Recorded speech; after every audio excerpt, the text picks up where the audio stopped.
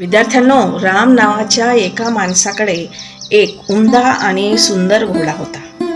त्याला तो घोडा फारच आवडला होता. श्यामने तो घोडा मिळवण्याचे कारस्थान रचले. श्यामने रामच्या रोजच्या येण्या जाण्याच्या रस्त्यावर भिकाऱ्याचे सोंग घेतले आणि आजारी असल्याचे नाटक करत बसला. दुसरीकडे राम घोड्यावर बसून येत होता. तेव्हा श्याम जोरजोराने विव्हळू लागला, गयावया करू लागला. रामने ते पाहिले आणि तो श्याम जवळ गेला आणि म्हणाला, आजारी आहे, मला तुमच्या घोड्यावरून पुढच्या गावापर्यंत न्याल का?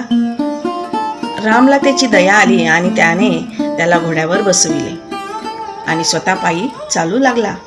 घोडे थोडे पुढे जाताच श्याम त्याचा घोडा घेऊन पुढे गेला आणि त्याने पुढील गावी जाऊन तो घोडा विकून टाकला. दुसऱ्या दिवशी श्याम रामकडे आला व म्हणाला, अरे, मी तुझा घोडा तर विकत मागितला असता तर तू मला तो दिला असता, म्हणून मला आजारी भिकाऱ्याचे सोंग घ्यावे लागले.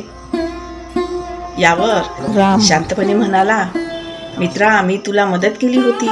ही गोष्ट तू इथून पुढे कोणालाही सांगू नकोस, कारण तुझी ही गोष्ट ऐकल्यावर जगात कोणीच गरिबांना, गरजूंना मदत करणार नाही. विश्वासघात करणे हे महापाप आहे, लक्षात ठेवा.